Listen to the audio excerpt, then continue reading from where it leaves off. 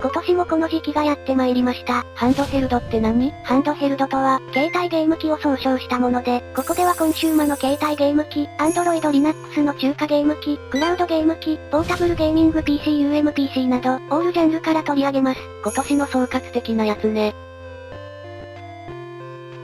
どもども吉田です。アシスタントのドラゴンです。今年発売したものをランキング形式で発表しますが、あくまで私が考えるベストで、実際に売れた数やコミュニティの盛り上がり方など、様々な要素を考慮しますが、なんだかんだ、自分がどれを一番気に入ったかを第一軸として共有します。独断と偏見でよろしく。ではハンドヘルドランキングとして、トップ5順に発表していきます。そのハードの特徴と、それについて語りたいことを、好き勝手に語っていきたいと思います。行ってみよう。5位、アンバーニック RG ナノ。RG ナノは名前の通り、棒ナノサイズのゲーム機、初代ゲームボーイをめちゃくちゃ小さくしたようなハードで、マイクロハンドヘルドなんてジャンルで形容されていたりもします。棒ポットを彷彿とさせるね。こちらは過去に発売したオープンソースのハンドヘルド、ファンキー S クローンの端末で、キーホルダーサイズでレトロゲームを楽しめる、エミュレータ機です。小さいだけならまだしも、アンバーニックさんならではのノウハウで、めちゃくちゃ精密なビルドクオリティになっていて、さらに外装材が金属、なのでとんでもなく高級感もあり、所有欲の満たされ方が半端ないです。小さくて重いのが一番気持ちいいよな。ディスプレイも小さくて 1.54 インチ。しかも解像度が 240×240 ピクセルと正方形の特殊なもの。なのでほとんど正方形解像度のゲームボーイやゲームギアを動かすとかなり良い感じになりますし、画面サイズの小ささ的にも最小サイズで遊べるというバランスで非常に良いです。まあゲームボーイだけ遊べてもねしかもパワーもそこそこあり、このサイズ感で PS1 まで動くというロマンに溢れすぎているハードです。それはロマン。ただ実際遊べるかと聞かれたら、正直ハードによってはかなり厳しめです。ゲームボーイなどであればまあそこそこ良い感じに遊べますが、PS1 となるとそもそも解像度が最低でも 320×240 なので、足りないんですよね。文字が潰れちゃいますし、そもそもテレビで遊ぶ用のゲームとして作られているので、インターフェースなどが小さすぎる。そりゃあそうだ。あくまでロマンが先行したハードとはなりますが、まあでもそういうのが良いんだよなと感じるのも事実。最小のゲームボーイとして楽しむのもよし、小さくてずっしりしたハードそのものをめでるのもよし、この小ささで PS1 まで動くのと動かして楽しむのもよし、そういう感じのやつです。キーホルダーとしてぶら下げるのはちょっと怖いしね。結局本家のファンキー S も欲しくなって、買ってしまったのですが本家よりも安く買えますし、金額的にも販路的にも手に取りやすい端末。本家より高そうなのに安いのか。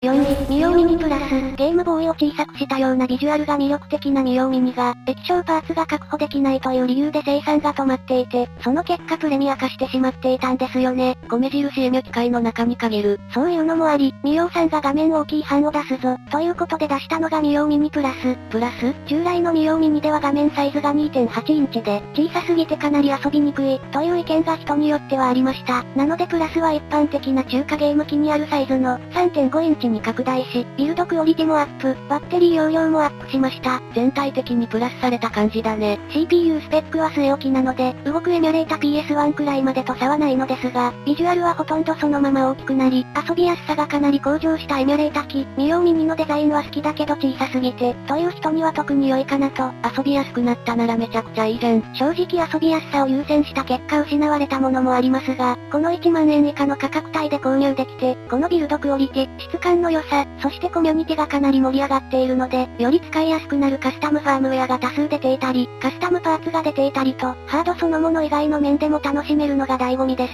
いろんな遊び方ができるのは良いね。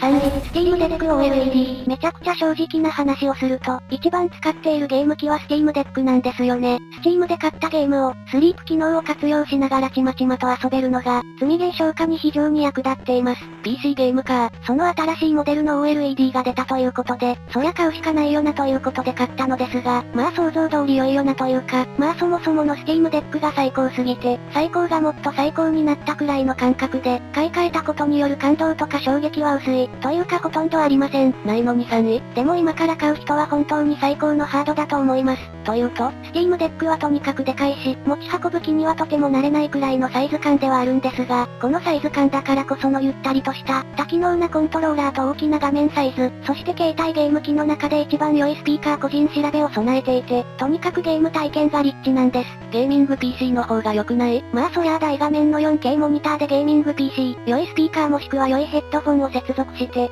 遊んだ方がグラフィックや没入感が高まり、そりゃあ最高に良いゲーム体験になるはずですが、そもそも私は携帯ゲーム機で遊ぶゲームが大好き。手の上のガジェットの中でゲームが動き、画面が表示され、音が鳴り、すべて完結しているということに感動するし、それこそが私にとってのゲームなんです。そういう思想なのね。小さい頃から腰を据えてテレビに向かって、コントローラーを握ってゲームを遊ぶ、ということをあまりしてこなかったし、据え置き型ゲーム機を携帯ゲーム機のエミュレータで動かしたい、っていうのもそこに繋がっているんです。すべては繋がっているんだよね。だからエミュレータは好きだし、ニンテンドスイッチも大好き。スイッチは据え置き機であり、携帯ゲーム機でもありますからね。やばいよね。めっちゃ話それたし、他にも色々語りたいことはたくさんありますが、自重しておきます。パンドラの箱は開いちゃったの。2、令和エリオディンに、価格破壊、コスパお化け、パワーイズパワーのオディンに、化け物です。なんかわかんないけど怖い。こちらはざっくり言うと、ニンテンドスイッチのような携帯ゲーム機で、OS に Android を搭載したハード、つまりスマホにコントローラーがついたようなハードなのですが、まず価格設定がおかしい。コスパの面ね。チップセットにスナップドラゴン8 Gen 2という、現状最上位のものを搭載していて非常にパワフル。エミュレータで言うともう大体全部動くし、Android 用のゲームで言うと原神も最高画質設定で遊べます。原神の最高画質か。スナップドラゴン8 Gen 2を搭載したスマホで言うと、大体は10万円以上するんですが、こちらは送料別ではありますが現在セール中で299ドル、送料込みでも5万円未満です。どう考えてもおかしい。PS2 以上のエミュレーターを動かしたいと考えている場合には、こちらがある以上他がおすすめしにくいレベル。どう考えても何かおかしいので、本当に発売されるの？本当に届くの？と不安になるレベルでしたが普通に届きました。コスパお化けすぎる。けどまあ、スペックに対して価格が安いだけで、中核クオリティでしょ？そこも他とはレベルが違います。シェルはサラサラとした塗装でめちゃくちゃ質感良いし、ビルドクオリティも高い。そして手に持った際の重量バランスも良いし、ボタンの配置や押し心地も最高品質。スピーカーも良いし、システム的にもボタンマッピングが純正対応していたり、何ら問題はない。コスパなどの要素を抜きにした携帯ゲーム機としてのクオリティもトップクラス。優勝じゃん。もちろん個人の好みだったり、安いと言ってもエミュ機と比べたら高いとかはありますが、トータルで考えると圧倒的です。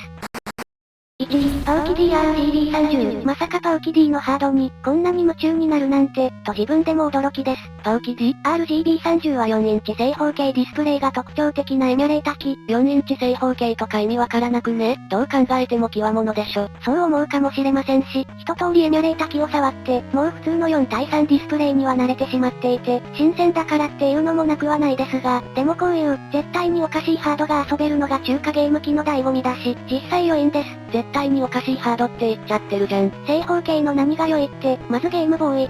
イの解像度は 160×144 と、ほとんど正方形のディスプレイなので、めっちゃ良い感じに映せます。解像度も 720×720 なのでピクセルもほとんど崩れないですし、大画面ゲームボーイ的な使い方ができる。なんかそういう感じのやつ出てなかったっけ？大画面高解像度のゲームボーイ互換機というと、アナログポケットが有名ですが、こちらはやはり金額が 3.5 万くらいと高いので、気軽に使ったり持ち運んだりするのがはばかられますが、こちらは1万円くらいなので気軽に使えます。まあでもゲームボーイだけ良くてもね。他にもスーファミやファミコンなどを、ピクセルパーフェクトで映そうと思ったら、実は 256×240 とか 256×224 とかだったりするので、結構正方形に近いんです。なのでレトロゲームを遊ぶ分にも最適ですし、個人的に推してるのがピコ8。ピコ8なんてゲーム機あったっけ？って思うかもしれませんが、こちらはまあ簡単に言うとゲーム制作共有を目的とした、RPG スクール的な PC 用ソフト、セレストっていう激ムズアクションゲームが最初に作られたのは、このピコ8、そしてこのピコ8はなんとディスプレイが正方形なんです。なのでもはやピコ8専用ハードと言っても過言ではない。かなりニッチな感じ。質感やボタンのクオリティとしては良くはないですが、まあパウキ D 社の製品の中ではかなり良い方ですし、このくらいのクオリティだからこそ気軽に使えるっていうのもあります。